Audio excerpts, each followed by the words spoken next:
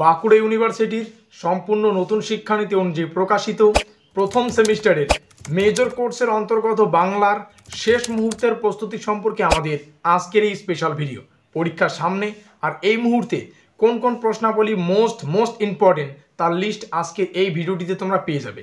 কাজেই আজকের এই ভিডিওটি তোমরা শুরু থেকে শেষ পর্যন্ত দেখতে পারলে মেজর কোর্সের অন্তর্গত বাংলা সম্পর্কে তোমাদের আর কোনোরূপ মাথা ব্যথা থাকবে না। তবে আজকের এই ভিডিওটি শুরু করার আগে তোমাদের কাছে রিকোয়েস্ট, দেখো আমরা এই চ্যানেল মারফত বিভিন্ন স্টাডি সংক্রান্ত নিউজ, স্কলারশিপ সংক্রান্ত আপডেট, এমনকি সাজেশন প্রদান করে থাকি। কাজেই খুব ভালো হবে যদি আমাদের চ্যানেলটিকে সাবস্ক্রাইব করে দিয়ে আমাদের পরিবারের সদস্য হয়ে নাও। যাই হোক, শুরু করছি আমাদের আজকের এই স্পেশাল ভিডিওটি।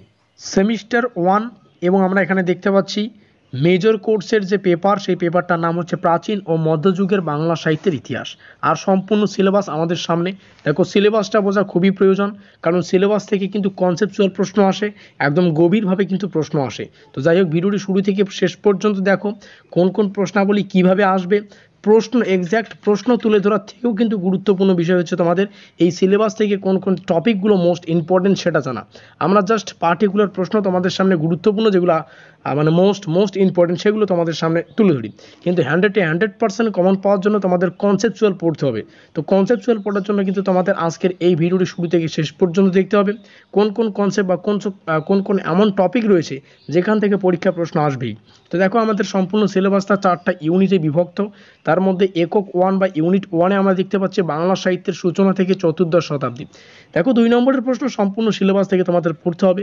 2 নম্বরের প্রশ্ন আর শুরু থেকে আলোচনা করছি না। তো 2 নম্বরের প্রশ্নাবলী তোমরা সম্পূর্ণ সিলেবাস থেকে একদম অক্ষরে অক্ষরে তোমরা প্র্যাকটিস করেছো ইতিমধ্যে। তো অক্ষরে অক্ষরে কিন্তু তোমাদের সম্পূর্ণ সিলেবাস থেকেই পড়তে হবে। আমাদের আজকের এই স্পেশাল ভিডিওটি টার্গেট হচ্ছে 5 এবং 10 নম্বরের প্রশ্নাবলী। কথা ক্লিয়ার? এই যে প্রথম ইউনিট আলোচনা করলাম বাংলা সাহিত্যের সূচনা থেকে চতুর্দশ শতাব্দী, এখান থেকে 5 নম্বরের আর 10 নম্বরের প্রশ্ন আসবেই। এটা এমন একটা টপিক যা আসবেই, এমনটা ধরে নিতে পারো, বা যে পরীক্ষায় এসে বসে রয়েছে, এই বিষয়টা মাথায় রাখো। তাহলে তোমাদের কি করণীয়? তোমাদের এই টপিকটার উপর নির্ভর করে যতগুলো প্রশ্ন হবে একদম প্রত্যেকটাই A to Z পড়ে ফেলো। এর বাইরে কোনো কিছু করার নেই, প্রত্যেকটাই পড়তেই হবে। এবার যদি আসি একক 2-তে আমরা দেখতে পাচ্ছি মঙ্গল কাব্য। দেখো, মঙ্গল কাব্যের বিভিন্ন খণ্ড আমরা এখানে দেখতে পাচ্ছি। মঙ্গল কাব্য স্পেশালি এখানে মনসা মঙ্গল, চণ্ডী মঙ্গল, ধর্মমঙ্গল, শিবায়ন, অন্নদা মঙ্গল। তো এখান থেকে শিবায়ন থেকে 2 নম্বরের প্রশ্ন কমন পাবে, অন্নদা মঙ্গল থেকেও 2 নম্বরের প্রশ্ন কমন পাবে। তো 2 নম্বরের প্রশ্নাবলীর জন্য শিবায়ন, অন্নদা মঙ্গল পড়ে নেবে, মনসা মঙ্গল পড়ে নেবে। আর এক্স্যাক্ট যে বিষয়টা বলছি, এই চণ্ডী মঙ্গল একটা টপিক, এমন একটা টপিক যেখান থেকে 5 কিংবা 10 নম্বরের একটা প্রশ্ন তোমরা কমন পাবি।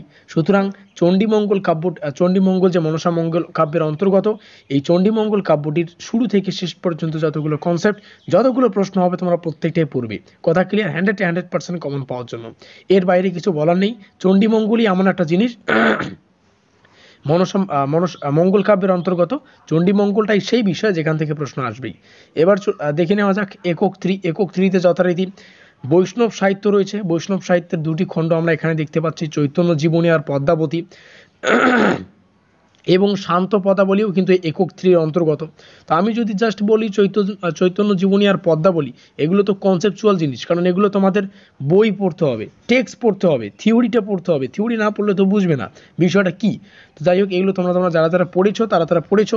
আমি তোমাদের যে বিষয়টা বলতে চাচ্ছি, এই যে শান্ত পদাবলী, যেখান থেকে পরীক্ষায় 10 নম্বরের কিংবা 5 নম্বরের একটা প্রশ্ন পাবে। 5 নম্বরের যে কয়েকটা প্রশ্ন পড়তে হবে বা করতে হবে পরীক্ষায়, আর 10 নম্বরের যে কয়েকটা প্রশ্ন করতে হবে, এই যে টপিকগুলো বলছি, এই টপিকগুলো শোনো, বোঝো, এখান থেকে যতগুলো প্রশ্ন হয় সেগুলো নোট করো, পড়ো, দেখবে 100% কমন পাবে। পরীক্ষা এখন অনেক দেরি। পরবর্তীতে একক 4-এ আমরা দেখতে পাচ্ছি অনুসারী সাহিত্য। এই অনুসারী সাহিত্যটা একটা হিউজ সিলেবাসের অন্তর্গত। জাস্ট একক 4-এ এই ছোট্ট একটা খণ্ড, যেটা আমরা অনেক বড় আকারে পাই, যেমন রামায়ণ, মহাভারত, এখানে রয়েছে ভাগবত, রয়েছে রোমান্টিক প্রমাণক্ষেত্র রয়েছে, প্রণয়োপাখ্যান রয়েছে, যাই হোক বললাম আর কি।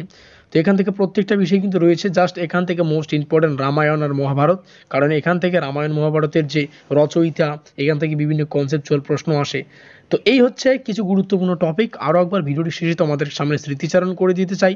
2 নম্বরের প্রশ্নের জন্য শুরুতেই বললাম যে সম্পূর্ণ সিলেবাস থেকে পড়তে হবে, যদিও কিছু ইম্পর্টেন্ট জিনিস যেমন শিবায়ন, অন্নদা মঙ্গল, ধর্মমঙ্গল এবং মনসা মঙ্গল, মঙ্গল কাব্যের অন্তর্গত এই কয়েকটা বিষয় 2 নম্বরের জন্য পড়বে।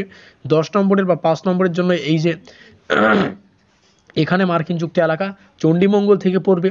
এই ইউনিট 1 এখান থেকে প্রশ্ন আসবেই 10 নম্বরের, ঠিক আছে, এখান থেকে প্রশ্ন আসবেই। পরবর্তীতে শান্ত পদাবলী থেকে 10 নম্বরের 5 নম্বরের প্রশ্ন কমন পাবে।